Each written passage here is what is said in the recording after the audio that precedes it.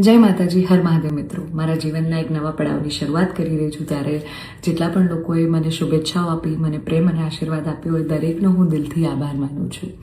રહી વાત કે મારા સગપણને લઈને છેલ્લા ઘણા સમયથી મીડિયામાં અનેક તર્ક વિતર્ક, અનેક ચર્ચાઓ ચાલી રહી છે, જેને લઈને હું અત્યાર સુધી મૌન હતી, કારણ કે વાત મારા સુધી સીમિત હતી. પણ વાત જ્યારે હવે મારા પરિવાર પર છે, મારા પિતા પર છે, ત્યારે એક દીકરી તરીકે હવે મારાથી સહન નથી થતું અને મને લાગ્યું કે હવે આજે મારે બોલવું પડશે. એક બ્રહ્મકન્યા હોવાનું, એક બ્રહ્મ દીકરી હોવાનું મને એટલું ગૌરવ છે કે જેને હું કદાચ શબ્દોમાં નહીં વર્ણવી શકું. અને હું અહીંયા સુધી પહોંચી છું એના માટે શિક્ષિત અને સમજણી જે બ્રહ્મશક્તિઓ છે, બ્રહ્મ સમાજના લોકો છે, એમનો ખૂબ ખૂબ ફાળો રહ્યો છે મારી આ જર્નીમાં. અને હું તો નસીબદાર છું કે મને 18 વર્ણના લોકોનો પ્રેમ અને સપોર્ટ મળ્યો છે અહીંયા સુધી પહોંચવામાં. મારો પરિવાર તો છે જ, મારી ઢાલની જેમ મારા પિતા છે મને સપોર્ટ કરવામાં, પણ આપ સૌનો પણ ખૂબ ફાળો છે.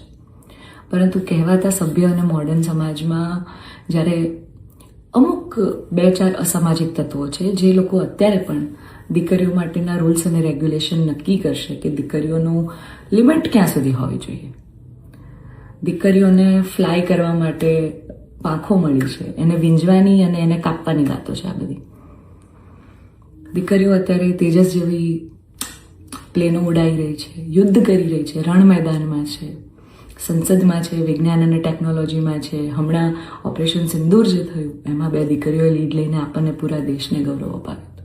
ત્યારે શું 2-4 આવા અસામાજિક તત્વો નક્કી કરશે કે એક દીકરીનો લાઈફ પાર્ટનર ચૂઝ કરવાનો શું એને હક નથી? હું બહુ નસીબદાર છું કે મને એવો પરિવારને, એવા પિતા મળ્યા છે જે મારી ખુશીમાં ખુશ થાય છે અને મારા નિર્ણયને જે મેં હરખે વધાવી લીધો છે. કારણ કે ઓફકોર્સ હું એક એવા પરિવારમાં જઈ રહી છું કે જે આખો ભક્તિમય પરિવાર છે. બહુ જ પરિવારના લોકો અને મારો પાર્ટનર મને એટલો પ્રેમ કરે છે કે જેમને હું જે છું, જેવી છું, જે પણ છું, મને ખૂબ આદરથી, સત્કારથી એ લોકો સ્વીકારી છે. રાત દિવસ જ્યાં ગાયત્રી મંત્ર, નવકાર મંત્રના જાપ થાય છે, આવા પરિવારમાં હું જઈ રહી છું. મને ખૂબ જ ગૌરવ છે.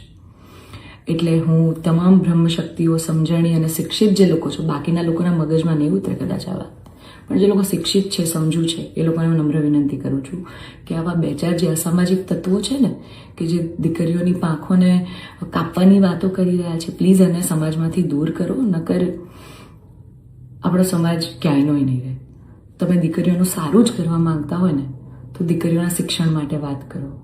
નાની નાની દીકરીઓ પર જે બળાત્કાર થઈ રહ્યા છે એના માટે વાત કરો. દીકરીઓની પ્રતિભાને આગળ લાવવાની વાત કરો. ચલો, આ બધી પ્રતિભાને બધું તો મોડર્ન વસ્તુ થઈ ગઈ. હજી જૂના 18મી 17મી સદીના કુરિવાજો આપણા સમાજમાં ચાલ્યા આવે છે. હજી કેટલા બાળ લગ્ન થાય છે આપણને બધાને ખબર છે.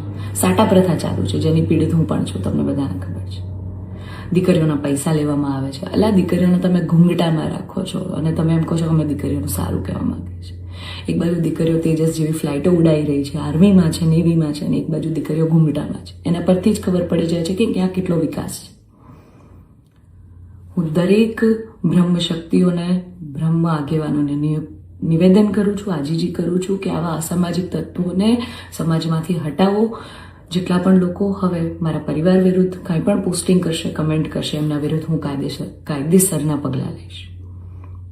કારણ કે એક દીકરી તરીકે, બ્રહ્મકન્યા તરીકે, જ્ઞાતિના નીતિ નિયમો પ્રમાણે જ્યારે હું ચાલતી હતી ત્યારે નાતના જ કોઈક લોકોએ મારા પરિવાર પર ચીટ કર્યું, અમને અંધારામાં રાખ્યા.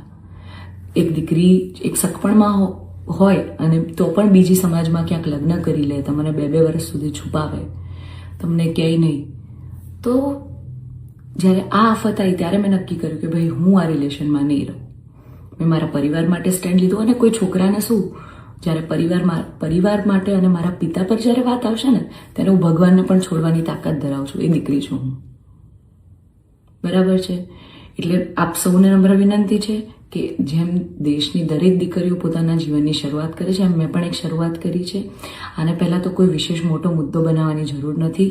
અને આવા જે અસામાજિક તત્વો છે કે આમ કરશું, નાત બાર કરશું, અરે ભાઈ, તમને 5,000માં કોઈ પગાર પર નોકરી રાખવા તૈયાર નથી. તમે તમારા ઘરનું અને તમારું સંભાળો પહેલાં તો.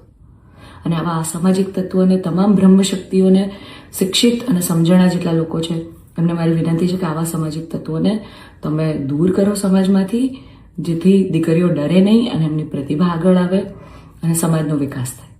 જય માતાજી, હર મહાદેવ.